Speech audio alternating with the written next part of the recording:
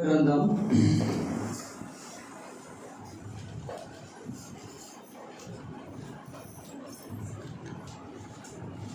31వ అధ్యాయం 18వ వచనం మనం చదువుతున్నాం. బుక్ ఆఫ్ ప్రొవర్బ్స్, సామెతల గ్రంథం 31వ అధ్యాయం 18వ వచనం మనం కలిసి చదువుకుందాం. అందరూ బిగ్గరగా మీ యొక్క భాగాల్ని తెలిసి చదవలసిందిగా ప్రభు పేరిట మనం చేస్తున్నాను. ఎవరు కూడా మౌనంగా ఉండదు. ఈ మాట ద్వారా దేవుడు మనతో అనేక నిమిషాలు మాట్లాడినట్టు మనం ఈ వాక్య భాగాన్ని చదువుదాం. తన వ్యాపార లాభము అనుభవం వచ్చి తెలుసుకున్నాను, రాత్రి వేళ ఆమె దీపము, ఒక మాట, రాత్రి వేళ ఆమె దీపము. ప్రార్థన చేసుకుందాం. మోకరించగలిగిన వారు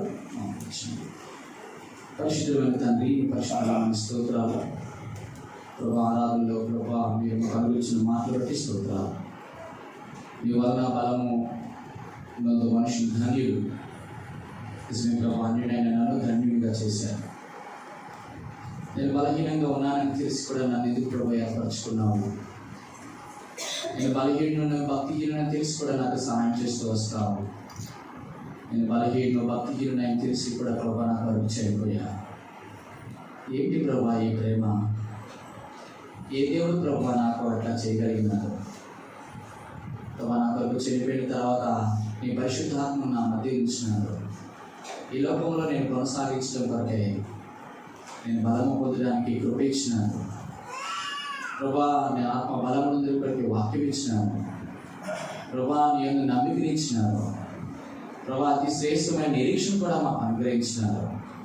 ఈ లోకంలో బ్రతికినప్పుడు అనేకమైన కష్టాల బాధలను కృంగిపోకుండా మీ ఆనందాన్ని ఇచ్చారు ప్రభా. ఎంత గొప్ప దేవుడైనటువంటి నేను ఎట్లా ఆరాధించకుండా ఉండగలను ప్రభా. ఇంత ఆనందాన్ని, ఇంత కృపని, ఇంత వాక్యాన్ని, ఇంత నిరీక్షని, ఇంత విశ్వాసాన్ని ప్రభా ఇచ్చా దేవాది దేవా. ఎవరినైనా మరి ముఖ్యంగా ఈ బలలో చేయడానికి కూడా కృపను అనుగ్రహించండి. వాక్యం ద్వారా మాట్లాడండి. ఈ వాక్యము వెల్లడి యోగుట తోడనే మనుషులకు వెలుగు కలిగింది. ఈ వాక్యం వెల్లడి యోగుట తోడనే వెలుగు కలిగింది ప్రభా. ఈ వాక్యము బహు వేగముగా పరిగెత్తును ప్రభా. ప్రభా, నీ ముఖ కాంతులు ఆరాస్య పాపములు కనబడినట్లు నీ వాక్యం అనేటువంటి ఆత్మను మనం చూసుకొని యోగ్యమైన రీతిలో బలలో పాల్గొనడానికి సహాయం చేస్తూ అనుగ్రహించి వేరే మహిమగల ప్రభావం పొందుకున్నాం. యేసునామమున అడిగిస్తున్నాము తండ్రి.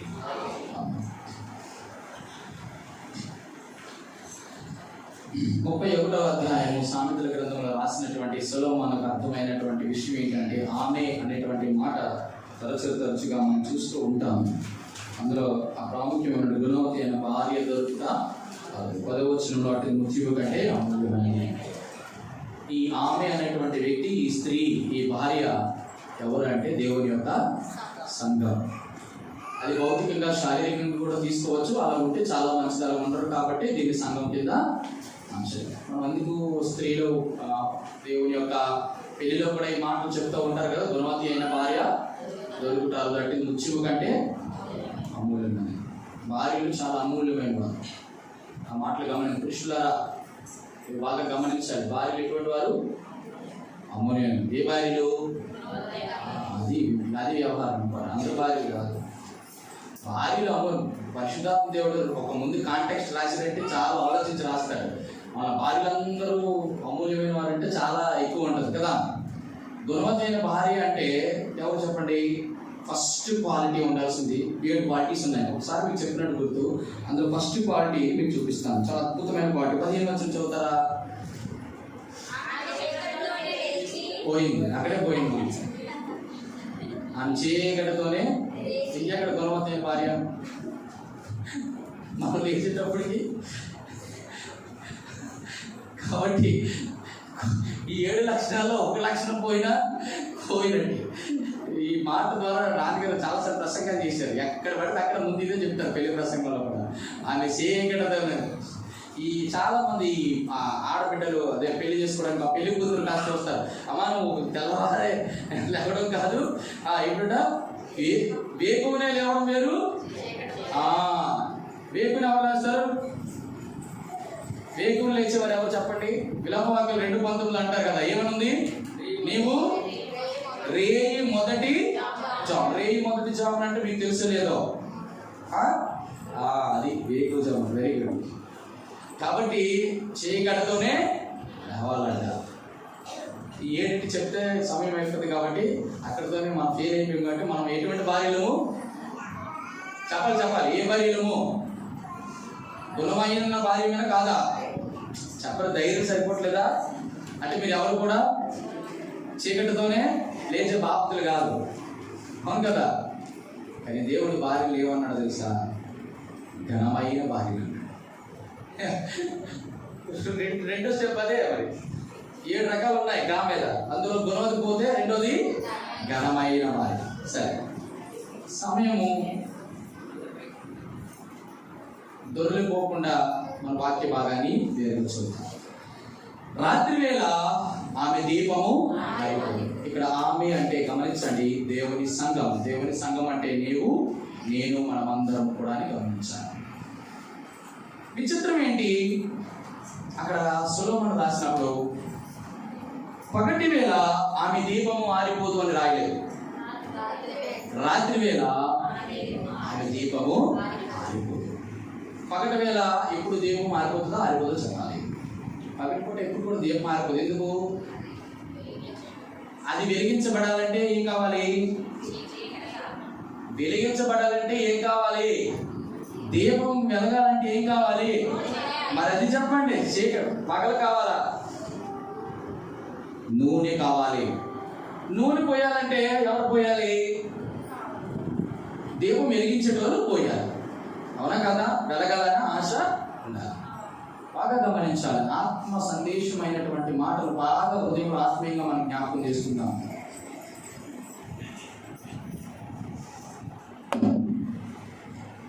హర్షిత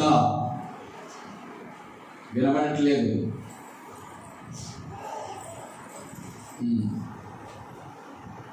తమ్ముడు తన బిడ్డల్ని ధైర్యవంతులుగా పెంచాడు. మీరు ఏ స్వరానికి కూడా బెదరొద్దు. పగటి పూట ఆమె యొక్క దీపం ఆరిపోదు అంట. ఇక ఏంటి ఈ దీపం? ఏమిటి ఈ రాత్రి వేళ? ఏమిటి ఆరిపోవడం? ఏమిటి ఈ దీపం? మనందరికీ తెలిసిన మాట. దీపం అనే దానికి గత దినాల్లో మన యూట్యూబ్లో కూడా ఉంటుంది. 3 దీపాల గురించి గతసారి నేను చెప్పాను. అందులో మొట్టమొదటి దీపము దేనికి సూచన అంటే చెప్పండి. సామెతల గ్రంథం 20వ అధ్యాయం 27వ వచనం.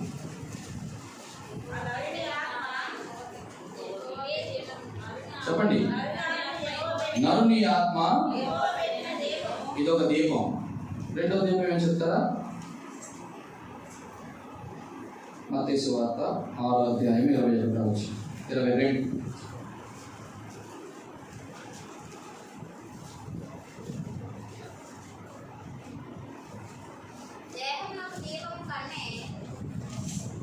దీపం ఏంటి ఇక్కడ?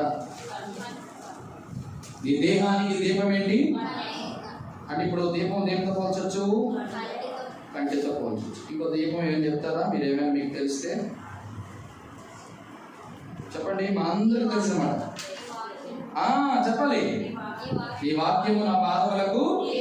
కాబట్టి ఈ 3 చాలు. 7 ఉన్నాయి, 3. మొదలు గమనించండి. ఆత్మదీపం. రెండోది నీ కన్ను దీపం. మూడోది వాక్యమే దీపం. ఆమె రాత్రి వేళ ఆమె దీపము ఆరిపోదంటే అర్థం ఏంటో తెలుసా? ఇక్కడ దీపం అనే దాన్ని మొట్టమొదటిగా ఏం తీసుకుందామంటే ఆత్మ తీసుకుందాం. రాత్రి వేళ ఆమె దీపము ఆరిపోదు. రాత్రి అనేటువంటి మాటకి ఏ జ్ఞాపకం చేసుకుందామంటే ఒక వ్యక్తిని మీ ముందు కడతారు. ఎవరు దీపము ఆరిపోదు రాత్రి వేళ అంటే ఒకే ఒకరు ఉన్నారో వారు 3 పనులు చేశారు. ఎవరైతే 3 పనులు చేస్తారో ఖచ్చితంగా వారి దీపము ఆరిపోదు. అది ఎప్పుడు? ఆ కాంటెక్స్ట్ ఇంపార్టెంట్. రాత్రి వేళ అది జ్ఞాపకం చేసుకుందాం. భక్తుడైనటువంటి పేతురుని మీకు జ్ఞాపకం చేస్తాను. తన జీవితంలో 7 అద్భుతమైన రాత్రులు ఉన్నాయి. మనకి 7 అద్భుతమైన రాత్రుల కంటే ఒక 3 రాత్రులు మాత్రమే చూద్దాం. ఎన్ని రాత్రులు తమ్ముడా? 3 రాత్రులు, చాలా అద్భుతమైన రాత్రులు. ఈ రాత్రులు ఏ జ్ఞాపకం చేస్తాయో పరిశుద్ధాత్మ దేవుడు వాక్యం ద్వారా మనందరితో మాట్లాడుగాక. మొదటి రాత్రి చూద్దాం. ఎవరి ద్వారా అంటే పేతురు జీవితంలో. లూకాసు వార్త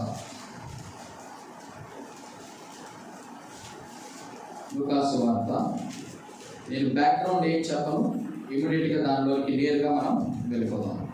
మొదటి రాత్రి లూకాసు వార్త 5వ అధ్యాయము 5వ వచనం.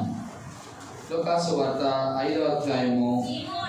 సీమోను ఎరినవాడా, రాత్రంతయు మేము ప్రయాసపడితిమి కానీ చాలు. మొదటి రాత్రి ప్రయాసపడిన రాత్రి. దీనికి ఒక పేరు పెడదాం. ప్రయాసపడడం కానీ ఏం దొరకలేదు, ఏమీ దొరకలేదు. ఏం దొరకలేదు అంటే చేపలు దొరకలేదని చెప్తారేమో అనుకున్నాను. ఏమీ దొరకలేదంట. మొట్టమొదటిది ప్రయాస. రాత్రి వేళ ఎవరైతే చెప్పండి వారి యొక్క దీపము, నా తలంపు అది. ఆమె దీపము రాత్రి వేళ ఆరిపోదు. ఎవరు ఈ ఆమె? సంఘం అయినటువంటి నీవు నేనే. ఆ దీపము ఆరిపోకూడదు అంటే ఏమవ్వాలా? ప్రయాస పడిన వారి యొక్క దీపం ఆరిపోదు. అయితే విషయం ఏంటంటే మేము ప్రయాసపడ్డాం కానీ అదేంటి, this night is called knight of discouragement. 3 deal చెప్తాను. నైట్ ఆఫ్ అంటే అర్థం ఏంటి? చాలా ప్రయాసపడతాము కానీ ఏమైపోయింది. కానీ విచిత్రం ఏంటో తెలుసా? ఎవరి యొక్క క్షమించండి ఆత్మ నిత్యం రాత్రి పూటగా వెలుగుతుంది అంటే మీరు గమనించండి. ఇక్కడ చాలా కష్టపడ్డారు, ప్రయాసపడ్డారు కానీ ఏమి దొరకలేదు అంటే అర్థం ఏంటి తెలుసా? నిరుత్సాహం ఏం చేస్తుందంటే ఆత్మను ఆరివేస్తుంది. ఇందాక జ్ఞాపకం చేస్తాను, ఆత్మ బలపరచబడాలి అంటే ఆనందం కావాలి. ఏమి దొరకకపోతే ప్రయాసపడి 4 రోజులంతా తమడా నువ్వు పనిచేసావు, ఒక్క మనిషి కూడా ఎక్కలేదు అనుకో, ఏంటి పరిస్థితి చెప్పండి. ఏం తమడా ఊరుకున్నాను, మరి నువ్వు ఎవరు ఎక్కగా ఉంటారేంటి? చెయ్యగలడు దేవుడు. ఒక్కొక్క రోజు ప్లేస్ టైం లేదు, ప్లేస్ లేదు అంటావు. అలాంటి పరిస్థితులు కూడా దేవుడు తీసుకెళ్ళాడు. తలంపు ఏంటంటే బిడ్డలారా, ఇక్కడ ఒక రాత్రి మన జీవితంలో దేవుడు ఇచ్చాడు. ఆ రాత్రి పూట నీ యొక్క ఆత్మ అయినటువంటి ఈ దీపం, యేసు ప్రభు పెట్టినటువంటి దీపమైన ఆత్మ ఆరిపోకూడదు అంటున్నాడు. ఒకవేళ ఆరిపోకూడదు అంటే నువ్వు ప్రయాసపడాలంటున్నాడు. అయితే ఇక్కడ ఏంటి? పేతురు అనేటువంటి శిష్యుడు రాత్రంతా ప్రయాసపడ్డాడు కానీ ఏమి కూడా. కానీ విచిత్రం ఏంటో తెలుసా? ఒక్క ప్రయాసం మాత్రం అద్భుతం. ఏ ప్రయాసం తెలుసా? మొదటి కొరింథీయులకు రాసిన పత్రిక 15:58. మొదటి రాత్రి వేళ అన్నమాట జ్ఞాపకం. నా ప్రియ సహోదరులారా, మీ ప్రయాసము అది ఏంటన్నా? నీ కొరకు నువ్వు ప్రయాస పెడితే ఏంటి? ఏ దొరకదు. ఎందుకు నా తలం ఏంటంటే రాత్రి వేళ ఆమె దీపము నిత్యము వెలగాలంటే ప్రభు కొరకు ఈ ఆత్మ ఆరిపోకూడదు. ఆరిపోకూడదు అంటే అర్థం ఏంటంటే ఈ ఆత్మకి ఏం కావాలి? చెప్పాలి 3 కావాలి. ఏదైనా ఫైర్, తమ్ముడు చెప్తాడు, ఫైర్ ట్రయాంగిల్ ఉంటుంది మా సేఫ్టీ డిపార్ట్మెంట్లో. 3 ఉంటాయి. మొట్టమొదటి ఫైర్ అంటే హీట్, రెండోది అంటే ఆక్సిజన్ గాలి, మూడోది మెటీరియల్. అంతే కదా, 3 కావాలి. గాలి, అగ్ని, చెప్పండి ఎలాగాలంటే నూనె, దీపానికి కావాల్సింది. ఈ 3ని ఎలా చెప్తాం? అగ్ని అనేటువంటి వాక్యము, చెప్పండి ప్రార్థన అనేటువంటి నూనె, గాలి. గాలి దేనితో పోల్చినాడు దేవుడు బైబిల్లో? అపోస్తలుల కార్యము 2వ అధ్యాయము, బలమైన గాలి పరిశుద్ధాత్మ దేవుడు. అంటే గమనించండి, ప్రార్థన, వాక్యము, పరిశుద్ధాత్ముడు ముగ్గురు కలిస్తే ఆత్మ ఎప్పుడు కూడా ఆరిపోతుంది. ఒకసారి చెప్పనా? వాక్యం అనేటువంటి అగ్ని, నా మాట అగ్ని వంటిది కాదా? చదవాలి చూడండి. నా మాట అగ్ని వంటిది కాదా? అగ్ని లాంటి వాక్యం. రెడీ? ప్రార్థన లాంటి నూనె, గాలి లాంటి, అప్పుడు ఆత్మ ఖచ్చితంగా వెలుగుతుంది. అయితే ఈ రాత్రి వేళ ఈ ఆత్మ ఆరిపోకూడదంటే మన ప్రయాస కాదు, ప్రభు కొరకు ప్రయాసపడాలి. ప్రభు కొరకు బైబిల్లో 7 ప్రయాసపడ్డారు.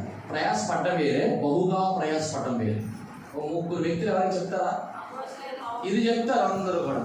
అంతకు మించి ఏదైనా చెప్పంటారా? జక్కయ్య రండి. మొదటి దినవృత్తాంతముల గ్రంథం, క్షమించండి, రోమీయులకు రాసిన పత్రిక 16వ అధ్యాయం 6వ వచనం చదవండి. రోమీయులకు రాసిన పత్రిక 16వ అధ్యాయము 6. మీ కొరకు బహుగా ప్రయాసపడిన మరియా, అమ్మా మరియమ్మ గారు ఎవరున్నారు ఇక్కడ?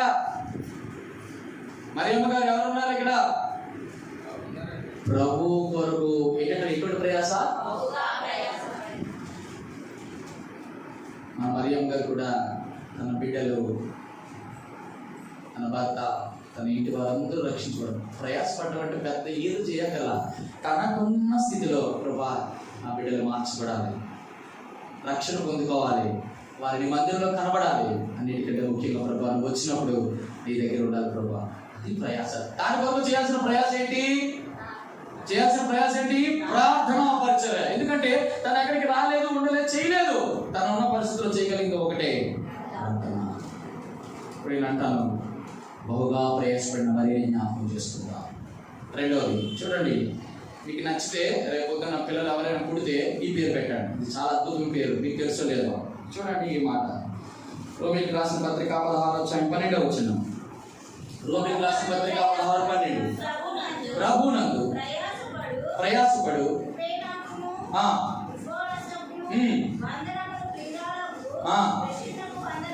పెర్సీసుకు వందనాలు, ఆమె ప్రభునందు. దేని కొరకు ప్రయాస? ప్రభునందు బహుగా ప్రయాసపడింది. పెర్సిస్ అంటే అర్థం తెలుసు ఎవరికైనా? నేను చెప్పనా, మీరు చెప్పాలి. పెర్సిస్ అనేటువంటి ఈమె దేవుని కొరకట, ప్రభు కొరకట బహుగా. చూడండి, మొదటిది స్త్రీయే, రెండోది స్త్రీ. డామినేషన్ ఎక్కువ ఉంటుందని వాళ్ళిద్దరికంటే అత్యధికమైన పరిచయం చేసిన ఒక వ్యక్తి చూపిస్తాను కూడా. రండి, అద్భుతమైన వ్యక్తి. 1 కొరింథీ 15:10. 1 కొరింథీ 15:10. ఆయనను మీరేమై ఉన్నానో కృప వలనే ఉన్నాను, నాకు అనుగ్రహింపబడిన ఆయన కృపను నిష్ఫలం చేసుకోలేదు. మరియమ్మ గారి కంటే, పెర్సిస్ కంటే, వారందరికంటే ఎక్కువగా. అంటే అర్థం ఏంటా? 2:1. ఇద్దరు స్త్రీలు చేసే పరిచర్య పురుషుడు చేయాలన్నమాట. దాని అర్థం అర్థమైందని చెప్పిన మాట. అయితే దేని కొరకు ప్రయాసపడాలి? ఒకవేళ దేవుని కొరకు నువ్వు ప్రయాసపడితే చెప్పండి అంటాడు కదా, రాత్రి వేళ ఆమె దీపము. కూడా దీపం మారిపోతుందంటే అర్థం ఏంటో తెలుసా? మీరు అనుకుంటారు కదా, ఈ లోకంలో దీపం మారిపోతుంది అనుకుంటారు కదా. నీ ఆత్మ చెప్పండి ఎక్కడ? దేవుని యొక్క సముఖంలో నిత్యము ప్రకాశిస్తూనే ఉంటది. ఎవరు? ఈ లోకంలో ప్రభు కొరకు ప్రయాసపడినటువంటి వారు. అదో మరియమ్మను చూపిస్తున్నాడు, ఒక పక్క పెర్సిస్ను చూపిస్తున్నాడు, వీరందరికంటే అపోస్తలుడైన పౌలును చూపిస్తున్నాడు. అంటాడు, నేను ప్రయాసపడినది నా మట్టుకు, నా బట్టి, నా శరీరం బట్టి, నా అందమును బట్టి, నా జ్ఞానమును బట్టి, నా యొక్క బలమును బట్టి, నాకున్న ఆరోగ్యమును బట్టి, నాకున్న ఆయుష్ను బట్టి, నాకున్న ఆనందాన్ని బట్టి, నాకున్న సమస్తాన్ని బట్టి నేను ప్రభువునందు ప్రయాసపడలా. ఇంకో మాట అంటాడు, దేవా నేను ప్రయాసపడినానంటే కేవలం నీ ప్రయాసపడబట్టి. అంత ఈజీ, అంత ఆసనగా ప్రయాసపడబట్టే లోకంలో వెళ్ళినప్పుడు అనేకమైన పాపం నేను చుట్టూ ముట్టుకొని నేను అంటుకున్న టైంలో ఈ లోకమాలిని అంటుకించుకోకుండా నీవు దేవుని కొరకు ప్రయాసపడబట్టే పాపంతో పోరాడాలి. ఇది ప్రయాస. దేని బట్టి పోరాడాలి? దేని బట్టి నువ్వు పాపం చేయించగలవు? దేవా నా మట్టుకు నేను ప్రయాసపడలేనయ్యా, నా మట్టుకు నేను దూరపరచుకోలేను, నా మట్టుకు నేను అంటించుకోకుండా లేను. అది నా దగ్గరికి వచ్చినప్పుడు, నా మీద దాడి చేసినప్పుడు, నా మీద పోరాటం చేసినప్పుడు, నన్ను పట్టుకొని ఏడ్చినప్పుడు, మరుగు కలిపినప్పుడు, స్థిరంగా ఉన్న నా మనసు చదరగొట్టినప్పుడు, నా హృదయాన్ని పీక్కొని తిరిగినప్పుడు, దేవా నేను అటువైపు చూడకుండా, లైక్ డేవిడ్ ప్రార్థనపడు కాదా? దావీదు ఆరాధన పరుడు కాదా? దావీదు దేవుని మందిరంలో ప్రయాసపడేవాడు కాదా? అయినా పాపం చేయడానికి కారణం ఏంటో తెలుసా? దేవుని కృప లేదు. ఉందంటారా? ఉందా లేదా చెప్పండి. ఉందాలంటే ఒక మాట, లేకపోతే అంటాడు కదా. చూడండి, ఒక్కొక్కసారి అంటాడు దేవుని కృప దావీదుకు ఉన్నప్పటికీ కూడా అపోస్తలుడైన పౌలు ఆ మాట రాశాడు, దేవుని యొక్క కృపను నేను అక్కడ చదవండి 15వ అధ్యాయంలో, నాకు అనుగ్రహింపబడిన కృపను చెప్పండి. ఎందుకు నిష్ఫలం కాలేదు చెప్పనా? ఒక అద్భుతమైన మాట చెప్పనా? చూడండి, యోధా పత్రిక చాలా అద్భుతమైన మాట, ₹1,00,000 మాట. చూడండి, మీకు చూపిస్తున్నాను ఆ మాట. 4వ వచనం, ఏలయనగా కొందరు రహస్యంగా చొరబడి ఉన్నారు, వారి భక్తిహీనులై మన దేవుని కృపను కామాతురత్వమునకు దుర్వినియోగ పరచుచు మన అద్వితీయ నాథుని ప్రభువైన యేసుక్రీస్తును. అంటే దాని అర్థం ఏంటో తెలుసా తమ్ముడా? దేవుడు నీకు కృపను గురిస్తున్నాడు. దేవుని కృప తెలుసా? ఈ లోకంలో ఉన్నటువంటి మాలిన్యము, మచ్చ, మడత, డాగు, కలకము, కామాతురత్వమునకు దేవుడు అనుగ్రహించిన కృపని నువ్వేం చేస్తున్నావు? కామాతురతకు దేని ఏం చేస్తున్నావు? దుర్వినియోగపరుస్తున్నాడు. ఈరోజు ప్రపంచంలో క్రైస్తవ జనాంగంలో చాలా మంది ఆటోలో వెళ్ళినప్పుడు, బళ్ళు మీద వెళ్ళినప్పుడు ఒక అసభ్యతమైనటువంటి వస్త్రాలు వేసుకుని ఎదురుకు వచ్చినప్పుడు ఆ స్త్రీని చూస్తూ కూడా వెళ్ళేటువంటి కామపు చూపులు, వ్యభిచారాన్ని చూచి మానవైన కనులు కలిగేవారు ఎంతమంది లేరు మనలో? ఎదురుగా అటువంటి భయంకరమైన దృశ్యం కలిగి ఉన్నప్పుడు, అటువంటి దారుణమైన దృశ్యం నీ ఎదురు కనబడినప్పుడు, దేవా నేను అటువంటి చూడకూడదు. మొదటిసారి చూసినది పాపం కాదు, కానీ రెండవసారి ఆలోచించిన వాళ్ళు చూసావు, అది పాపం. నీ ఎదుటిగా నువ్వు ఎల్లవు తమ్ముడా, నీ ఎదుటిగా నీ రాదు, నీ మట్టుకు నువ్వు ఎల్లవు పాపం వైపు. పాపం అంటది కదా, అది నిన్ను వెంటాడుతుంది, అది నిన్ను పరిగెట్టిస్తుంది, అది నీ దగ్గరికి వస్తుంది. అయితే నీ ప్రయాసం ఏంటో తెలుసా? ఇకలోక మాలిన్యాన్ని అంటించుకోకుండా నీ కన్నును తిప్పుకోవడం. అందుకంటాడు, నీ దేహమునకు దీపము నీ కన్నే కనుక నీ కన్ను కరెక్ట్ గా ఉంటే నీ శరీరం అంతా ఇప్పుడు అపవిత్రంగా ఉంటుంది. ఏం శరీరం తమ్ముడులో? ఈరోజు నీ జీవితంలో యూట్యూబ్ యూజ్ చేసిన తర్వాత ఏమి చూస్తున్నామో నీ కన్నుకు తెలుసు. నీ కన్ను తిప్పుకోలేకపోతున్నావు. కారణం ఏంటో తెలుసా? ప్రభువునందు నీ ప్రయాస. దాని వరకు దేవుడు నీకు ఏమిచ్చాడు? పరిశుద్ధత కొరకైనటువంటి కృప. నువ్వు పరిశుద్ధత నుంచి అధిక పరిశుద్ధులకు వెళ్ళడం కొరకు దేవుడు నీ కృప అనుగ్రహిస్తే దానిని దుర్వినియోగపరుచుకున్నావు కామాతురత కొరకు. ఏ దేవుని కుమారులారా, నరుల కుమారులు చక్కని వారని నువ్వు ఎలాగేసినావు తెలుసా? నీ కన్ను చెడిపోయింది, నీ మనసు చెడిపోయింది, నీ చీకటి కార్యాలు, రహస్య కార్యాలు దేవుడు ఎక్కడ చూస్తాడో అది తెలిసి కూడా దేవుడు హృదయాంతరంగంలో ఎరిగిన దేవుడు, నీ హృదయం పరిశోధించే దేవుడు, నీ హృదయంతో లోతులోకి వెళ్ళి చెక్ చేసే దేవుడు. దావీదు మహారాజు పాపం చేసిన తర్వాత పశ్చాత్తాపడిన తర్వాత అంటాడు, దేవా నీ ఎదుట నేను పాపం చేయకున్నట్లు నన్ను పరిశోధించు ప్రభా. నిజంగా నా మాటలు గుర్తుంచుకోండి, నా మాటలు, నా హృదయ ధ్యానము నీ దృష్టికి అంగీకారం అవ్వడం కంటే ప్రభా నా చూపులు నీకు అంగీకారం ఉండగా ప్రయాసపడతాము. దేని కొరకు ప్రయాసపడుతున్నాం? నేను దేని కొరకు ప్రయాస? ప్రభువునందు నీ ప్రయాస గతంలో దేవుడు నీ కోసం ప్రయాస ఎందుకు? ప్రభువునందు ప్రయాసపడిన వారు జాగ్రత్త, మీ కన్నులో జాగ్రత్త. ఎంతమంది భయంకరమైనటువంటి భక్తిహీనత అంటారు కదా. మన అద్వితీయ నాథుడు ప్రభువైన యేసుక్రీస్తును వారు ఏం చేశారట? విసర్జించామంటారు. యేసు ప్రభువున, ఆ కృపణ దేవుడు నీకు ఎందుకు ఇచ్చాడు? కృపని పాపం జయించడం కొరకు కాదా? లోకంలో పవిత్రంగా బ్రతకడం కొరకు కాదా? మోసపు చూపులు, వ్యభిచారపు చూపులు తప్పించుకోవడానికి కాదా? ఇష్టానుసారమైన ఆలోచించుకుని ఉండడానికి కొరకు కాదా? అపోస్తలుడైన పౌలు, నాకు తెలిసి వాక్య దీనిలో నేను ఖచ్చితంగా అనుభవం ప్రకారం చెప్పగలను, ఒకే ఒక్క మనగాడు క్రైస్తవులలో ఒక్కసారి రక్షించబడిన తర్వాత తను తాను కృపను నిష్ప్రయోజనం చేసుకోకుండా, కామాతురతకు ఉపయోగించకుండా, ఆ కృపని నిష్ఫలం చేసుకోకుండా, ఆ కృపను వ్యర్థం చేసుకోకుండా నిలబడిన వాడు ఒక్కడే అపోస్తలుడైన పౌలు. దేవుడి నామానికి మహిమ కలుగును. ఈరోజు నీ నా జీవితంలో ఆ కృపని వ్యర్థం చేసుకోవచ్చేది తమ్ముడా అన్నా. మీ అందరూ నేను ప్రేమతో బతిమలాడుతూ హృదయపూర్వకంగా మీకు చెప్తున్న మాట అంటే, దేవుడు ఈ కృప ఎందుకు ఇచ్చాడో తెలుసా? ఆ కుమారు ఈ లోకంలో ఇచ్చాను, ఆ కృప చేతలో బలవంతులు కావాలి. నువ్వు వెళ్తున్నప్పుడు ఎవరు చూస్తున్నావో పాపము నిన్ను దగ్గరికి వస్తుంది. తెలుసా నీకు? నేను పరిశుద్ధంగా ఉండాలి ఎందుకు ప్రయత్నం చేస్తుంటే నా వద్దనుకున్న వాళ్ళు నాకు అవసరం లేదు వాళ్ళు దేవుడు నా ముందు పంపిస్తూ ఉంటాడు. తెలుసు నీకు? అప్పుడు చాలా రోజులైంది అన్న దాస్ నువ్వు చాలా రోజులు ఎక్కడున్నావు, ఏం చేస్తున్నావు, నువ్వు చాలా స్వీట్ అనగా అప్పుడు మాట ఏంటో తెలుసు, నా నోరు తెలిసే sister no I can't bear this. అదేంటి నాకు ఫ్రెండ్ అయ్యో పాత పరిచయం మర్చిపోయావు. ఇప్పుడు అప్పుడు పాత పరిచయం, ఇప్పుడు ప్రభు పరిచయం అవసరం లేదా? ఇంకోటి తెలుసా, దేవుని యొక్క కృపను నేను అర్థం చేసుకోకూడదు. ఆ కృపని అర్థం చేసుకోవడానికి కాదు దేవుడు నాకు ఇచ్చింది. రాత్రి వేళ ఆమె యొక్క దీపము ఆరిపోకూడదు, ఆత్మ ఆరిపోకూడదు, ఆత్మీయ స్థితిలో బలహీనపరచబడకూడదు, భక్తిహీనంగా మార్చబడకూడదు. అంటే మనము ప్రయాసపడినటువంటి ఆ ప్రభు పనికి నీ యొక్క ఆత్మ నాకు బలహీనం కాకుండా ఆయన కృపను నిరంతరం చేసుకోవాలి. అంటే దేవుడు ఎంత కృపిస్తున్నాడో తెలుసా, ఎంత కృపిస్తున్నాడో తెలుసా. నేను అంటాను ఒక్కొక్కసారి కథల్లో మనం ఎంతో మంది కాలగతులు నేర్పాడు, అయినా కూడా దేవుని బ్రతికించాడు. బ్రతకడం ఒక ఎత్తు అయితే, ఆరోగ్యం అవ్వడం ఒక ఎత్తు అయితే, ఆయన కొరకు బ్రతకడం దేవుని కొరకు నిష్ప్రయోజనం తీసుకోకూడదు. దుర్బాటి గుర్తొచ్చింది. తమ్ముడు ఒకరోజు సౌదీలో ఉన్నప్పుడు తన పెళ్లి షేర్ చేస్తున్నాడు. చెప్తున్నా వాళ్ళందరూ లాస్ట్ మినిట్లో ఓడిపోతున్న టైంలోని అందరూ గెలిచారు. ఓన్లీ 1 పాయింట్ తమ్ముడా, ఓన్లీ 1 పాయింట్. అది ఒక్కటి గెలిస్తే తమ్ముడు విజయం సాధిస్తాడు.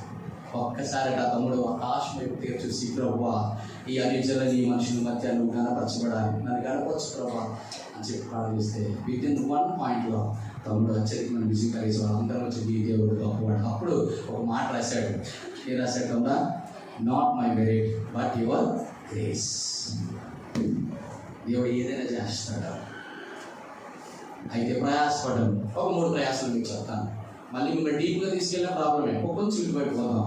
కొంతమంది మళ్ళీ ప్రయాసపడతారు. 3 ప్రయాసాలు చెప్తాను. లోకంలో మనం ప్రయాసపడేది మొత్తం మనది అద్భుతమైన ప్రయాసం. రండి మొదలు తీర్చిన టైం అయిపోయినట్టు. సామెతల గ్రంథం 23:4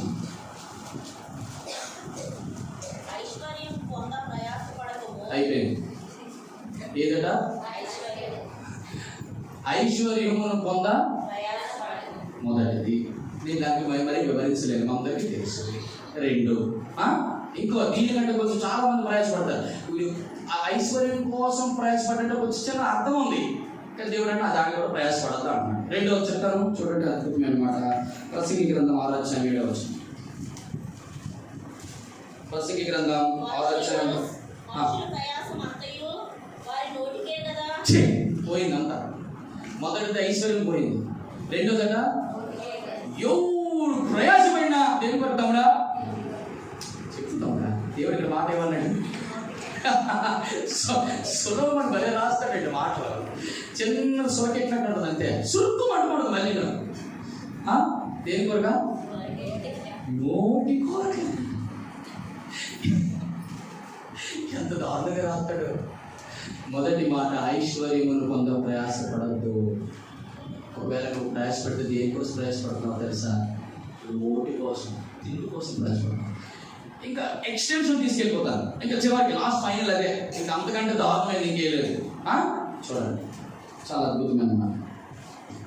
యోగ గ్రంథం 30:18 యోగ గ్రంథం 30 20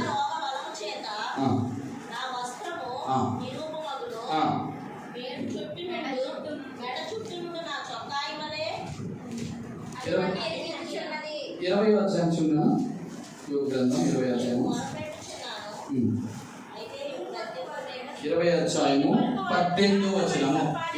18 దేని కొరకు వారు ప్రయాసపడి సంపాదించి ఉండిరో దానిని వారు సరిపోయింది. 3 మొదటిది ఏంటి? ఐశ్వర్యం కొరకు ప్రయాసపడతాం, మంచిది. 2 ఐశ్వర్యం సంపాదించో. 2వది ఏంటంటే తిండి కోసం ప్రయాసపడదు, బాగా. 3వది ఏంటి అన్నాడు? తమ్ముడా నువ్వు దేని కొరకు ప్రయాసపడతావు? ఐశ్వర్యం కొరకు. చెల్లి దేని కొరకైతే నోటి కోసం చెప్పండి ప్రయాసపడి సంపాదిస్తారో అప్పగిస్తావు, తర్వాత ముందు ఏముంది?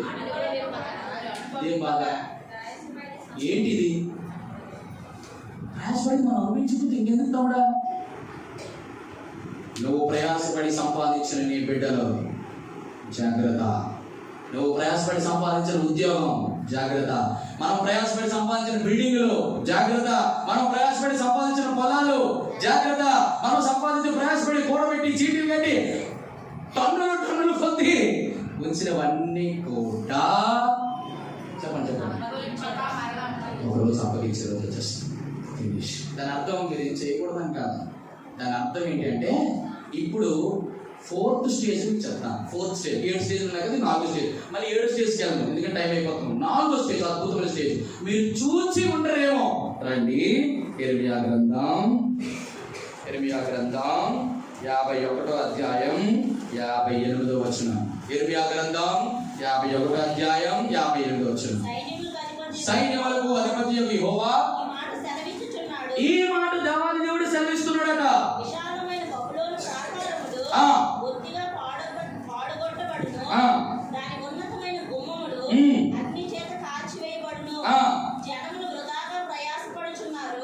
జనములు వృధాగా ప్రయాసపడుతున్నారు.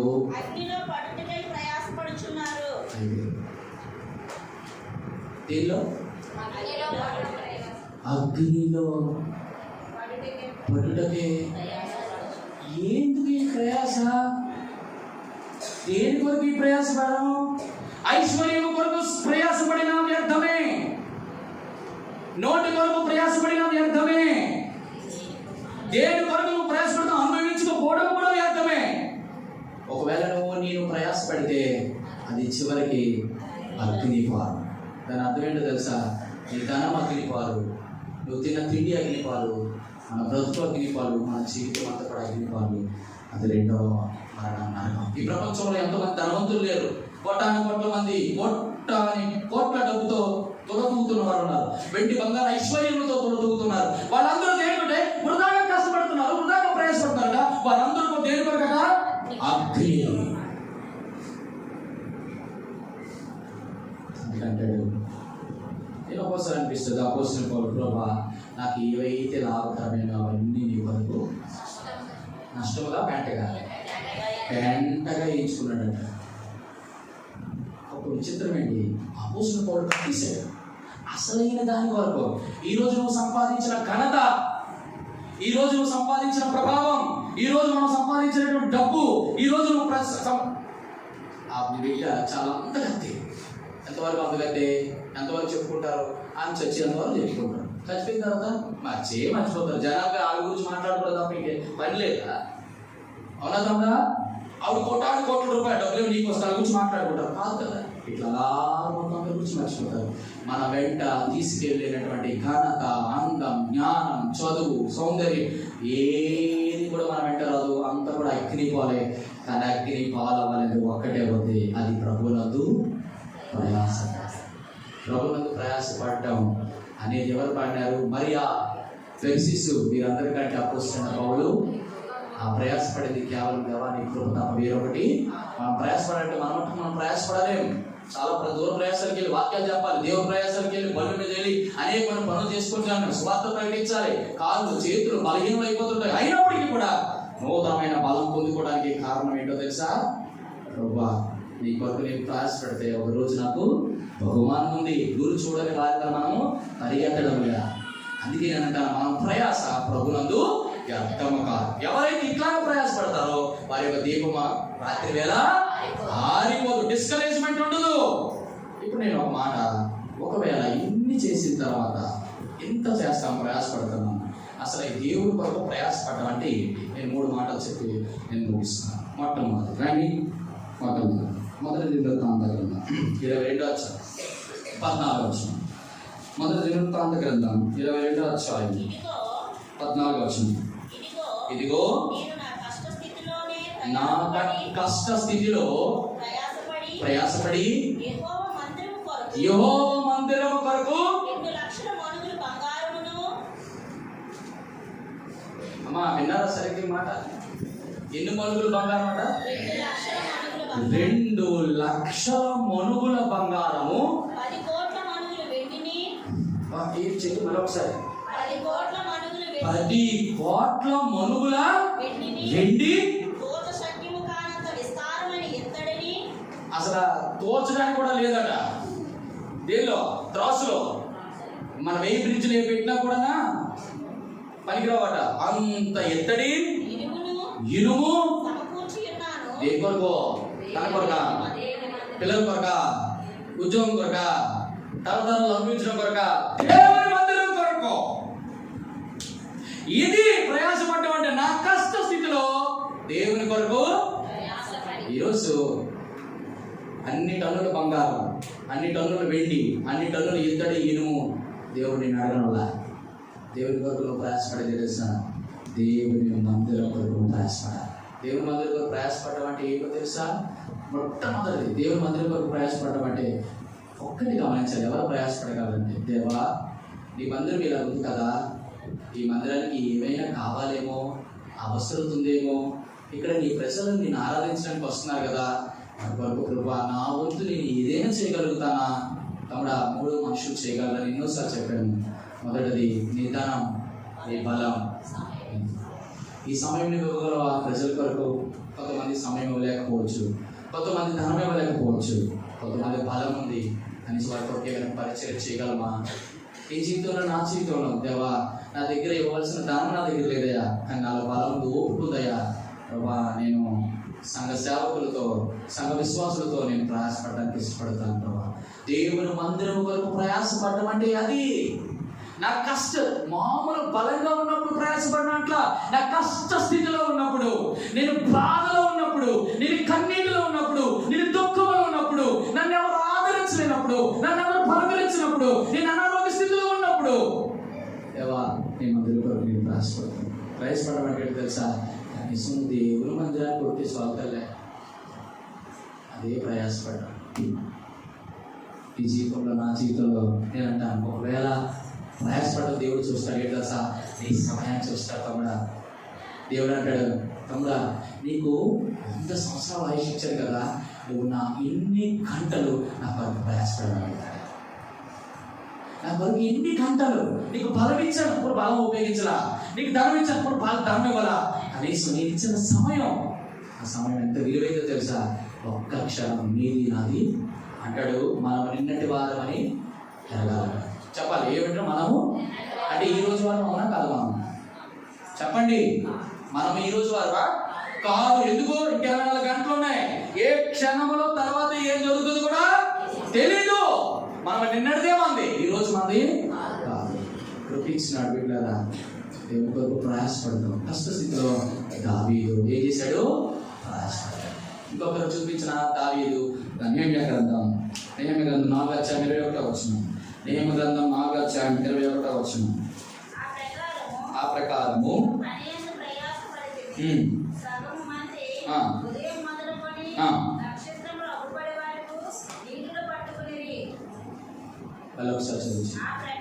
ఆ ప్రకారము పని యందు ప్రయాసపడితిమి, సగము మంది ఉదయం మొదలుకొని నక్షత్రంలో అగుపడి అంటే రాత్రి వరకు ఈటెల పట్టుకొని, మరియు ఆ కాలమందు జనులతో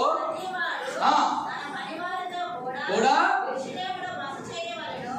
చూడండి ఆ మాట చెప్తాడు, యెరూషలేము యొక్క గోడలు పడిపోయాయి అనగా దేవుని యొక్క గోడలు. అమ్మ గోడలు అంటే అర్థం తెలుసా? 3 ఉన్నాయి. మొదటిది మందిరానికి పునాది, మందిరపు గోడలు, మందిరపు పైకప్పు. ఈ మూడు ఆత్మ సంబంధమైన విషయాలు జ్ఞాపకం చేస్తాయి. పునాదులు పాడైపోగా నీతిమంతులు. పునాదులంటే ఎవరు? పునాదులంటే ఎవరు? పునాదులంటే ఎవరు? చెప్పండి, పునాదులంటే ఎవరు? మీరు అపోస్తలులు, ప్రవక్తలు వేసిన పునాది మీద కట్టబడి ఉన్నారు. పునాది ఏంటి?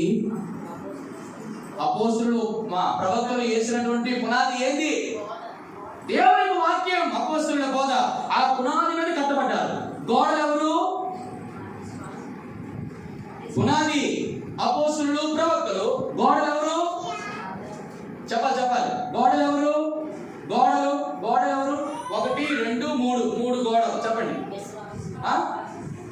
విశ్వాసులు, పరిశుద్ధులు, దేవుని ప్రియులు, ఇంకా ఇంకెవరు? 4. ఇటోది చెప్పాలి ఇంకెవరు? అభిషేకింపబడిన వారు, యాజకులు. ఈ 4 కలిస్తే పైకొక్కరు, అది లాస్ట్ అండ్ ఫైనల్. ఇప్పుడు పునాదంగా డిస్టర్బ్ చేయకూడదానా? ఈ గోడలు వరకు ఏంటంటే ఏం చేస్తారు? నేనేగా ఉదయం వదులుకొని రాత్రి వరకు కూడా ప్రయాసపడుతున్నాడట ఈటి పట్టుకొని. ఎందుకో తెలుసా? ఆ గోడలు పగిలికొట్టాలని, ఆ గోడలు విడగొట్టాలని, ఆ గోడలు పగిలిపోవాలని శత్రువులు దాని మీద అటాక్ చేస్తాడు. ఆ శత్రువు ఏంటి? సాతానుడు, అపవాది, అబద్ధ బోధకులు వచ్చి అందరినీ కూడా పడగొట్టాలని చూస్తున్నాడు. ఉదయం మొదలుకొని రాత్రి వరకు ఈటి పట్టుకొని ఉన్నారట. ఆ ఈటే దేవుని యొక్క వాక్యం. ఎంతవరకు? ఆ సమయం ఎంత ఇచ్చారో చూడండి. ఎంత సమయం ఇచ్చారు? దావీదేమో ధనం ఇస్తే నెహెమ్యా సమయం ఇచ్చాడు. దేవుని కొరకు ప్రయాసపడాలి. కానీ విచిత్రం ఏంటి తెలుసా? చాలా మంది ఈ రోజుల్లో మహాభయంకరమైనటువంటి ప్రయాసం దానికోసం పడుతున్నారండి. ఆ మాట చెప్పకుండా నేను వదిలిపెట్టకూడదు. చూడండి ఈ మాట, చూడండి ఈ మాట చూపిస్తాను మీకు. చాలా అద్భుతమైన మాట. ఇర్మియా గ్రంథం 9:5. ఇర్మియా గ్రంథం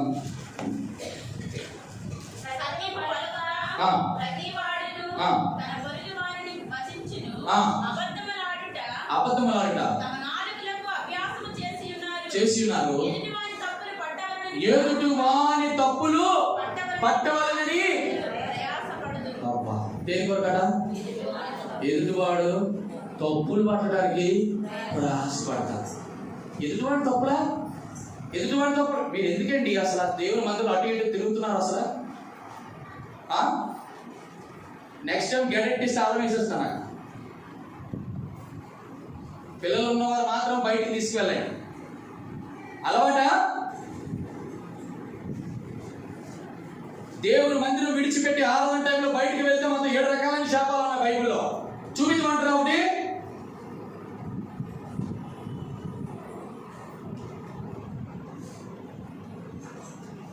ఎదుటి వాని తప్పులు చెప్పండి పట్టవలని ప్రయాసపడుతున్నాం. ఈ సహోదరుడా, ఇక్కడ దేని కొరకు నువ్వు ప్రయాసపడుతున్నావు? ధనం కొరక? ఐశ్వర్యం కొరక? నోటి కొరక? దేని కొరకు? ఎదుటి వాని తప్పులు పట్టడం కొరక? దేవుని కొరకు ప్రయాసపడదు. ప్రభు నందు నీ ప్రయాస వ్యర్థం కాదు. దేవుని కొరకు ప్రయాసపడండి. మనం దేవుని కొరకు ప్రయాసపడుతున్నామా లేదండి? చూడండి, మరియాని జ్ఞాపకం చేసాం, పెర్సిస్ని జ్ఞాపకం చేసాను, అపోస్తలుడైన పౌలుని జ్ఞాపకం చేసాం, పాత నిబంధన భక్తులలో దావీదుని జ్ఞాపకం చేశాను. దేని కొరకు ప్రయాసపడదు? పని కొరకు ప్రయాసపడ్డాడు, దేవుని మందిరం కొరకు ప్రయాసపడ్డాడు. ఈ రెండే మానవుని యొక్క జీవితంలో తమ్ముడా గుర్తుంచుకో. నీ జీవితంలో మందిరం కొరకు మనం ప్రయాసపడుతున్నామా లేదా? దేవుని యొక్క పని సువార్త కొరకు మనం ప్రయాసపడతాం లేదా అనేది దేవుడు లెక్కలు తీసుకున్నాడు. ఎవరైతే దీని కొరకు ప్రయాసపడతారో, మందిరం కొరకు చెప్పండి మందిరం కొరకు, రెండోది దేవుని యొక్క పని కొరకు ప్రయాసపడతారు, వారి ప్రయాస దేవుడు వ్యర్థముగా అంటాడు. వారి అగ్ని పాలు ఇప్పటికీ అక్కడ దేవుడు బహుమతిస్తారు. ఇది మొట్టమొదటి ప్రయాస. రాత్రి వేళ ఎవరు అతి మారిపోదు? ప్రయాసపడిన. ఏ ప్రయాస? దేవుని కొరకు ప్రయాసపడినటువంటి వారు. అటువంటి దీపం ఏ వచ్చి కూడా దేవుడు ఆర్పలేడు. నా దీపము యేసయ్యా నీవు వెలిగించినావు. సుడిగాలిలోనైనా జడివానలోనైనా ఆగిపోదులే నీవు వెలిగించిన దీపము. దేవుడు వెలిగిస్తే సుడిగాలులు వచ్చిన నిజమేనండి. సుడిగాలులు వస్తే మామూలు దగ్గర పసుకమని ఆగిపోతుందండి. చడివానలు ఒక భక్తులు రాసిన పాఠాలు ఉంటాయి. ప్రభా నా ఆత్మ ఆగిపోతుంది. సుడిగుండాల లాంటి సమస్యలు వచ్చిన, చడివాన లాంటి బాధలు వచ్చిన నా ఇచ్చాంత. ఇది మొదటిది, రాత్రి వేళ ప్రయాసం. రెండోది నేను చెప్పి నేను ముగిస్తున్నాను, ఎందుకంటే ఈరోజు మనం చాలా లేటుగా ప్రారంభించుకున్నాం. రెండో మాట, మార్కు సువార్త. ఎవరి జీవితాన్ని ఆధారం చూసుకుంటున్నాం? అపోస్తలుడైన పేతురు జీవితం. మొదటిది ఏంటి? రాత్రి వేళ ప్రయాసపడ్డాడు. రెండవది చూడండి, మార్కు సువార్త 14:30. మార్కు సువార్త 14:30. యేసు అతను చూసి నేటి రాత్రి కోడి రెండు మార్లు కూయక మునుపే నీవు నన్ను ఎరుగనని ముమ్మారు చెప్పేదవని నీతో నిశ్చయంగా చెప్పుచున్నానెను. మొదటి రెండో రాత్రి ఏ రాత్రి అన్నాడు చూడండి, మరొకసారి చదువున్నాను. నేటి రాత్రి కోడి కూయక మునిపే నీవు నన్ను ఎరుగనని ముమ్మారు చెప్పేదవని నిశ్చయముగా చెప్పుచున్నాను. ఒకసారి దేవుని వాక్యం చదువుతున్నప్పుడు నూతనమైన తలపులు పరిశుద్ధాత్మ దేవుడు ఇచ్చిన గొప్ప అనిపిస్తుంది. ఎందుకండి ఓడి పోయి మనం ఒకసారి అబద్ధం ఆడతా పేతురు అనొచ్చగా? మీకు ఎప్పుడైనా అర్థమైందా? పేతురు చూసి ఖచ్చితంగా నువ్వు నన్ను ఎరగవు పేతురు అని అనొచ్చు, చాలు. వెంటనే కోడి పోస్తా అనొచ్చు. నీవు నేటి రాత్రి ఎరుగువని ఎందుకు ముమ్మారి అన్నాడు? మొదటిది ప్రయాస, రెండోది ఏంటంటే నైట్ ఆఫ్ డిస్కరేజ్మెంట్ మొదటిదైతే, రెండోది రాత్రి నైట్ ఆఫ్ డినైల్, అంటే దేవుడిని ఎరగవనే దేవుడిని తిరస్కరించడం. దేవుడిని తిరస్కరించడం అంటే, విసర్జించడం అంటే ఎలా? ఎరుగవు అంటే అర్థం ఏంటో తెలుసా మీకు? ఎరుగవు అంటే అర్థం ఏంటో తెలుసా? ఎవరిని మీరు గమనించండి. ఈ ప్రపంచంలో ఈ ముగ్గురు చాలా ప్రాముఖ్యం. మొదటిది తల్లిదండ్రులు, రెండు బిడ్డలు, మూడు భార్య. ఒక వ్యక్తిని ఇలా పెట్టి తల్లిదండ్రులు, బాబు ఈయన ఎవరు అని అనుకోండి, చెప్పండి ఎవరు అంటే, ఆయన మా నాన్నగారిది, మా తల్లిగారిది. రెండు బిడ్డలు ఇక్కడ పెట్టి ఈయన ఎవరు అంటే, ఆయన నా కూతురు, నా కుమారుడు. ఇక్కడ పెట్టి భార్య. మీరు గమనించండి, నేనే ఉన్నాను. పొరపాటున ఎవరైనా వచ్చి ఈ ఇద్దరు తల్లిదండ్రులు ఇక్కడలో ఉన్నారు, నన్ను అడిగారు, బ్రదర్ మీకు ఎవరో తెలుసా? నిన్ను మీ పేరు చెప్తున్నాను, ఆయన కొడుకు అంటగా అన్నాను. ఆయన నా తల్లిదండ్రులు కాదు, నేను అన్నాను అనుకో. అప్పుడు తల్లిదండ్రులు ఆ స్టేట్లో వాళ్ళ పరిస్థితి ఏంటి? ఇది మొదటిది గమనించండి. రెండో బిడ్డల దగ్గర పోతాం. సార్ వీళ్ళు మీ యొక్క బిడ్డలు అంటున్నారు, మీ అబ్బాయి మీ అమ్మాయి అంటారు, నిజమేనా కాదా అని అన్నారు అనుకోండి. వీళ్ళేనండి, కనీసం నా పోలిక డిఎన్ఏ నా కనీసం స్వరూపంలో కూడా లేరు, వీళ్ళు నా పిల్లలేంటి అన్నారు అనుకోండి. అప్పుడు బిడ్డల యొక్క పరిస్థితి వీళ్ళిద్దరు ఏదంటే కొన్ని అసలే ఉన్నారు. ఎవరు పొరపాటు నేను చూడండి, ఎవరైనా అవుతారు. పొరపాటున ఎవరు త్యజించడు. ఏదో కూడా ట్రై చేద్దాం ఒకసారి. అక్కడే ఉన్నారు, ఎంతో ప్రేమించిన భార్య, దేవుడు అనుగ్రహించిన బిడ్డలు, పుట్టినప్పటి నుంచి నేను అలారముగా పెంచిన తల్లిదండ్రులు, వీరెవరు నాకు తెలియదని అంటే వాళ్ళ మానసిక స్థితిని మనం గమనించలేము, దానికి అంతు పట్టలేము. నేనంటాను, ఈ మూడింటి యొక్క స్వరూపం ప్రభు యేసుక్రీస్తు వారు. తల్లిలా లాలించి తండ్రిలా పాలించినటువంటి తల్లిదండ్రులు లాంటి వాడు. చెప్పండి, బిడ్డలు, కుమారుడు కుమారుడు, నీ రక్తం పంచుకొని పుట్టినవాడు. తర్వాత దేవుడిని అనుగ్రహించిన ఈ యొక్క భార్య యొక్క దానం. బాగా గమనించండి, తల్లిదండ్రులు దేవుడు ఇవ్వాలా, బిడ్డలు దేవుడు ఇవ్వాలా. చాలా ఈ ప్రపంచంలో ఈ ముగ్గురిని దేవుడు ఇవ్వగలడు. స్నేహితులను ఏర్పరచుకోవచ్చు, దేవుడు ఇవ్వగలరా? చాలా మంది కొటేషన్ చదువుతాం, friend is a friend, a friend indeed అంటాడు. అలాంటి కొటేషన్లే బైబిల్ పనికిరావు. స్నేహితులందరూ కూడా నువ్వు ఏర్పరచుకున్న వాళ్ళే, అవునా కదా? కానీ తల్లిదండ్రులు మాత్రం దేవుడు ఇవ్వాలా, భార్య దేవుడు ఇవ్వాలా, పిల్లలు దేవుడు. ఈ మూడు సందర్భాలలో నాకు తెలియదు అంటే, ఇప్పుడు యేసుక్రీస్తు ప్రభువుని 3 సార్లు అన్నాడు. పేతురు నన్ను ఎరగని 3 సార్లు ఎందుకు అన్నాడు తెలుసా? మొదటిది ప్రయాస అయితే, రెండోది దేవుడు పేతురు విషయంలో ఒకటే అనుకున్నాడు. చూపిస్తాను, 3 సార్లు ఎందుకు అడిగాడు ఈ మాట జ్ఞాపకం చేస్తాను. యోహాను సువార్త 21వ అధ్యాయం, యోహాను సువార్త 21వ అధ్యాయం 15-16. యేసు సీమోను పేతురు చూసి, యోహాను కుమారుడైన సీమోను, వీరికంటే నీవు నన్ను ఎక్కువగా ప్రేమించుచున్నావా అని అడగగా, అతడు అవును ప్రభువా నేను నిన్ను ప్రేమించుచున్నానని చెప్పాను. చెప్పాను. యేసు నా గొర్రె పిల్లల వైపు దాకొచ్చాడు. మరలా ఆయన యోహాను కుమారుడైన సీమోను ప్రేమిస్తున్నాను రెండోసారి ఆయన అడగగా అతడు అవును ప్రభువా నేను నిన్ను ప్రేమిస్తున్నాను నీవే ఎరుగుదు అని చెప్పాను. 17వ వచనం. మూడోసారి ఆయన యోహాను కుమారుడైన సీమోను నన్ను ప్రేమించుచున్నావా? పేతురు వెసలుపడి ప్రభువా నీవు సంస్కృతి నిన్ను ప్రేమించుచున్నానని ప్రేమించుచున్నావా అని అడిగినప్పుడు బాగా గమనించండి. సీమోను కుమారుడైన యోహాను కుమారుడైన చూడండి ఆ మాటలు ఎన్ని అన్నాడు?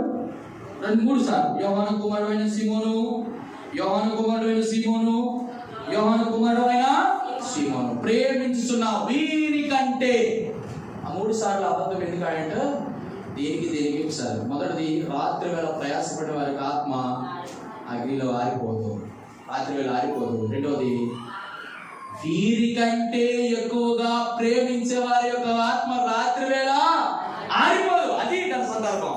యేసుక్రీస్తు ప్రభువారు అపోస్తలుడైనటువంటి పేతురుని 3 సార్లు నన్ను ఎరగమని నువ్వు నన్ను పొందుతావని ఎందుకు అన్నాడంటే మీరు నమ్మారో లేదో మీకు అర్థమైందో లేదు కానీ శిష్యులు ఉన్న 12 మందిలో పేతురు అంటే యేసుప్రభువుకి చచ్చినంత ప్రాణం తెలుసా, ఎంత ఇష్టమో తెలుసా. ఈరోజు నా జీవితంలో దేవుడు ఎంతగా ప్రేమించినట్టంటే 3 సార్లు ఎదురుగానే నమ్మకం. ఈరోజు మన జీవితాల్లో ఏంటంటారు ఈ రాత్రి వేళ మన అందరి ఆత్మలు ఆరిపోకూడదంటే నువ్వు దేవుడిని అందరికంటే ఎక్కువగా ప్రేమించాలి. భర్త కంటే ఎక్కువ ప్రేమిస్తే, భార్య కంటే ఎక్కువగా ప్రేమిస్తే, పిల్లల కంటే ఎక్కువగా ప్రేమిస్తే, మన ఉద్యోగాలు, మన సమయాలు, మన బలాలు, మన సౌందర్యాలు, మనకు ఉన్నటువంటిది అన్నిటికంటే దేవుడు అధికారిని ప్రేమిస్తే ఎందుకు దేవదేవుడు ప్రతిసారి 3 సార్లు అడుగుతాడు? ఎందుకో తెలుసా? ఎందుకు 3 సార్లు? మొదటిసారి చెప్పినప్పుడు, రెండోసారి చెప్పినప్పుడు, మూడోసారి పర్ఫెక్ట్ చేస్తాడు. ఎందుకో తెలుసా? మొదట అడిగే మాట ఎవరికి సంబంధించింది? తండ్రి అయిన దేవుడికి. రెండోది కుమారుడైన ప్రభువైన యేసుక్రీస్తు వారికి. మూడోది 3 సందర్భాల్లో మరి 3 సార్లు ఎందుకు అడుగుతాడు తెలుసా? నీ యొక్క శరీరం కంటే నన్ను ఎక్కువగా ప్రేమించాలి, నీ ప్రాణం కంటే నన్ను ఎక్కువగా ప్రేమించాలి, నీ ఆత్మ కంటే నన్ను ఎక్కువగా ప్రేమించాలి. ప్రేమించగలుగుతాం మనం? ప్రేమించిన వారు ఎవరు కూడా యేసుక్రీస్తు ప్రభువుని నేను ఎరుగనని ఎలాంటప్పుడు తెలుసా? యేసుక్రీస్తు ప్రభువు కొంత సమయంలో కలవరశిలుకి అందరి కొరకు ప్రాణం అర్పించడానికి ఆ సందర్భంలో నేను ఆ జీవితంలో దేవుడు నన్ను ఈ ప్రశ్న అడిగితే ఈరోజు నీ సమాధానం ఏమిటి? ప్రేమించగలుగుతావా చెల్లి తమ్ముడా? నీ బిడ్డలంటే ప్రభు నీకు ప్రేమించగలుగుతావా? అనుకున్న వాటన్నిటికంటే ప్రభువుగా ప్రేమించడం. నేను అంటాను ప్రభు కొరకు ప్రేమించిన వాడు ఎరుగనని అబద్ధం చెప్పడం. అంటే అర్థం ఏంటో తెలుసా? వాడు సత్యమే సత్యమే. సత్యం అంటే ఆయన వాక్యం ముందు ప్రతిష్ఠింపబడినాడు. దేవుని కొరకు ప్రతిష్ఠింపబడిన వాడు ఎప్పుడూ కూడా దేవుని ప్రేమించకుండా ఉండడు. అట్లా ప్రేమించిన ప్రతి ఒక్కరు జీవితాలు రాత్రి గల వారి యొక్క ఆత్మ ఆరిపోదు.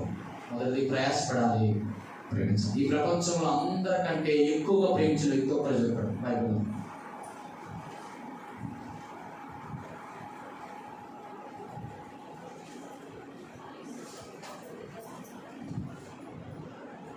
నేను ఒకరు చెప్తాను, ఒకే ఒక్కరు ప్రేమించుతాను, ఇంతకంటే ఎవరు ప్రేమించలేదు. చెప్పనా? బైబిల్లో ఒకరు తెలుసా? పాపాత్మురాలైన స్త్రీ. ఆమె ఎంత ఎక్కువగా ప్రేమించిందంటే ప్రేమకి 4 నిదర్శనాలు. ఆమె పాదముల ఎదుట నిలబడేది మొదటిది. 2 తన కన్నీటితో తన పాదాలతో కడిగి. 3వది తన తల వెంట్రుకలతో తుడిచి. 4వది అత్తరని పూసి. 4 ఆత్మ సంబంధం విషయాలు.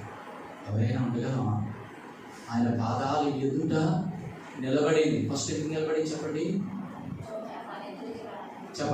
తన పాదాలు వెనక వేసుకోవాలి ఎలా పెట్టుకుంటే ఆ పాపాత్మ ముందుకు వస్తే ఏం కనబడుతుంది? ఆయన ముఖంలో తన రహస్య పాపాలు కనబడతాయి. ధైర్యం చాలు. రెండోది ఏమైంది? వెంటనే ఆయన పాదాలు చూస్తేనే కన్నీరు వస్తే ఆయన ముఖం చూస్తే చచ్చిపోమా ఏమా చచ్చిపోమా. చచ్చిపోయిన వాళ్ళు ఉన్నారు తెలుసా? మీరు చూస్తే చచ్చిపోయిన వాళ్ళు ఉన్నారు తెలుసా? పోనీ పద్మాస దీవిలో చూడండి, ఆ మాట భలే ఉండదండి. ఆ మాట మీకు చాలా అద్భుతమైన మాట. చూడండి, ₹1,00,00,000 మాట. ప్రకటన గ్రంథం 1వ అధ్యాయం 16వ వచనం 17వ వచనం.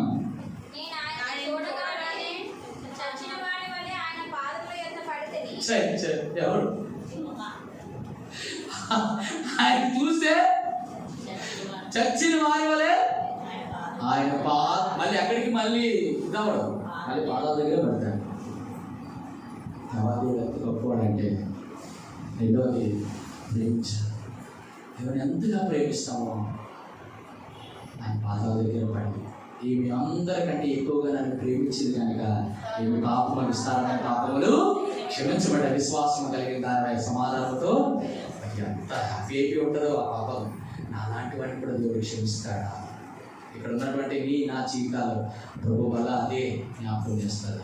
ఇది మొదటిది ప్రయాస, రెండవది ప్రేమ, మూడవది ఆకలిని చూపించి నేను ముగిస్తాను. చూడండి, పేతురు జీవితంలో 3వ కాలరాత్రి. చూడండి, యోహాను సువార్త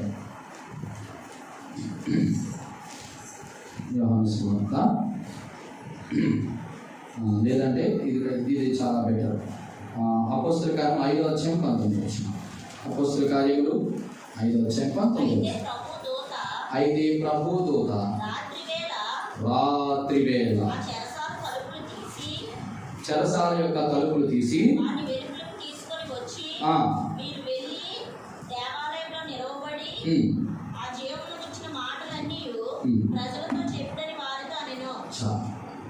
రాత్రి వేళ ఏమైందో తెలుసా? చెరసాలు. చూడండి ఆ మాట. అయితే ప్రభుత్వ రాత్రి ఆ చెరసాల తలుపులు తీసి వారిని వెలుపలికి తీసుకొని వచ్చి మీరు వెళ్ళి దేవాలయంలో నిలవబడి ఈ జీవమును గురించిన సువార్త గురించిన మాటలన్నీ ప్రజలతో చెప్పుడని. 26వ వచనం తీయండి. 26వ వచనం, 25, 26వ వచనం చదవండి. అప్పుడు వచ్చి ఇదిగో మీరు చెరసాల వేయించిన మనుషులు దేవాలయంలో నిలిచి ప్రజలకు బోధించుతున్నారని వారికి తెలపగా అధిపతి బంట్రోతులతో కూడా పోయి ప్రజలు రాళ్ళతో కొట్టుదేమని భయపడి ఈ బలత్కారం చేయడం వాడిని తీసుకొని వచ్చాను. చూడండి ఆ మాట గమనించి 22వ వచనం.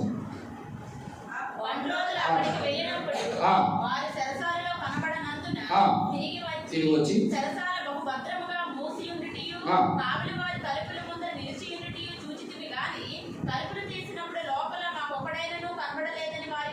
ఏంటి విచిత్రం? ఏంటి విచిత్రం అసలు? ఇక్కడేమో అన్నాడు, ఆ ప్రభు దూత వచ్చి తలుపులు తీసి దేవుని యొక్క సేవకులు బంధించబడితే దాన్ని బయట తీసుకొచ్చారట. వెళ్ళి జీవనం గురించిన సువార్త ప్రకటించమని చెప్పారు. మరి ఇక్కడేమో ఉన్నారా లేదా చెక్ చేయడానికి బంట్రోతులు పోలీసులు చెప్తే ఆలేటన్నారు. భద్రంగా ఉన్నాయట. అటోపరి ఇటోపరి కూడా ద్వారపాలకులు కూడా ఉన్నారట. అని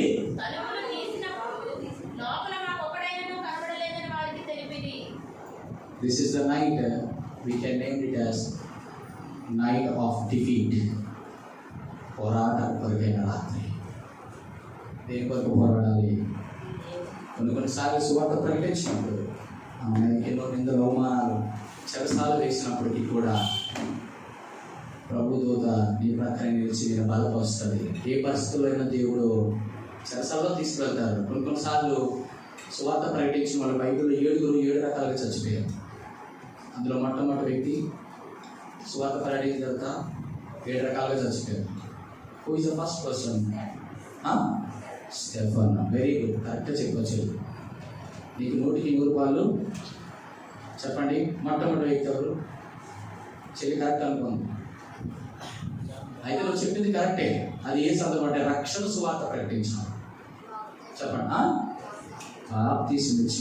ఫస్ట్ ఆఫ్ ఆల్ మొట్టమొదటి హత సాక్షి ప్రభు వరకు రాజ్య సువార్త గురించి ప్రకటించినప్పుడు ఏ రోజు తల స్టెఫను. ఒక్కొక్క మాట మీరు చెప్పాలి. ఇలాంటివన్నీ కూడా రాళ్ళతో కొట్టబడిన వారు ఒకరు. నేను ఇవన్నీ ఎందుకు చెప్తున్నానంటే దేవుని కొరకు ప్రయాసపడిన వారు, దేవుణ్ణి ప్రేమించిన వారు, దేవుని కొరకు పోరాటం చేసేవాళ్ళు సువార్త నిమిత్తమై పోరాటం. అందుకే అపోస్తలుడైన పౌలు రాసినటువంటి మాటల్లో 3 ప్రాముఖ్యం చెప్తాడు. మొదటిది, మంచి పోరాటము, నా విశ్వాసమును అందరికంటే అత్యంత నా పరుగును తుదముట్టించుతుంది. అవునే కదా? పరుగు, పోరాటము, ప్రయాస, ప్రేమించడము, ఇవన్నీ అపోస్తలుడైన పౌలుకే. ఈరోజు మన జీవితాల్లో వాళ్ళకి సమీపించడానికి ముందుగా నేను తీర్మానం చేసుకోవాల్సింది మొట్టమొదటి, దేవా నేను దేని కొరకు ప్రయాసపడుతున్నా? ప్రభా నేను నిజంగా నేను ప్రేమిస్తున్నానా? ప్రభా సువార్త కొరకు నేను ప్రయాసపడటం, ప్రేమించిన వారిద్దరు కూడా దేవుడి కొరకు పోరాటం చేస్తారు. దేని కొరకు తెలుసా? ఏ పోరాటం ఇది? దేంతో పోరాటం? మనిషికి 7 రకాలైన పోరాటాలు. మొట్టమొదటి పోరాటం ఏంటి? దేంతో? మొట్టమొదటి పోరాటం దేంతో? సాతానుడు మన మొట్టమొదటి శత్రువు. రెండోది ఏంటి? శరీరం. మూడోది ఏంటి? ఇప్పుడు లోకమే వెంటనే ఇమిడియట్ గా. మొదటిది సాతాను, 2 శరీరం, మూడోది మీకు చెప్తే మీకు మంచి ప్రైజ్. మూడోది శరీరంతో పోరాటము, సాతానుతో పోరాటం. మూడోది ఏంటో తెలుసా? మనకున్న పెద్ద పోరాటము ఆత్మీయ గర్వం, సెల్ఫ్. అందుకే అత్యద్భుతమైన అద్భుతమైనటువంటి ఆ మాట చెప్పకుండా అపోస్తలుడైన పౌలు నేను లోకమునకు, లోకము నాకును ఆ మాట చెప్పలేదు. ఎందుకు అన్నాడు తెలుసా? గలతీయులకు రాసిన పత్రికలో అంటాడు, ఆ ముళ్ళుంచాడు. అందుకంటే దాని అర్థం ఏంటి? ఒక అద్భుతమైన మాట చెప్పాడు గలతీయులకు రాసిన పత్రిక. ఆ మాట చూసి మనం ముగిస్తాం. చూడండి అన్నమాట. గలతీయులకు రాసిన పత్రిక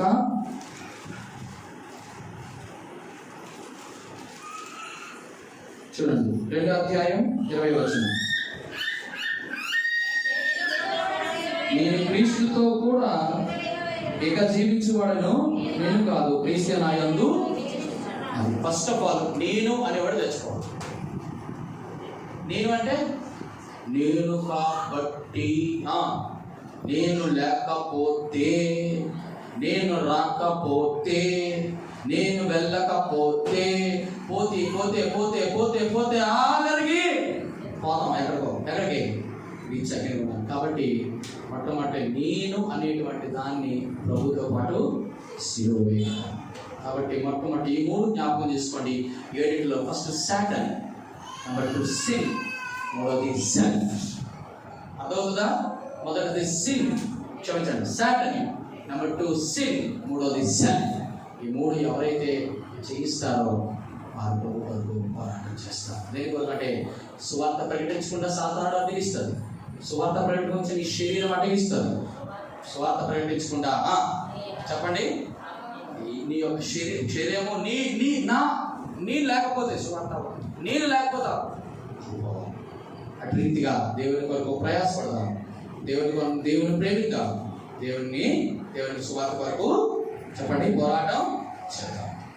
ఎవరైతే ప్రయాసపడతారో, ఎవరైతే ప్రేమిస్తారో, ఎవరైతే పోరాటం చేస్తారో రాత్రి వేళ వారి ఆత్మ అగ్నిలో క్షమించండి దీపము దేవుడి మాటలు దీవించి ఆదరించును గాక.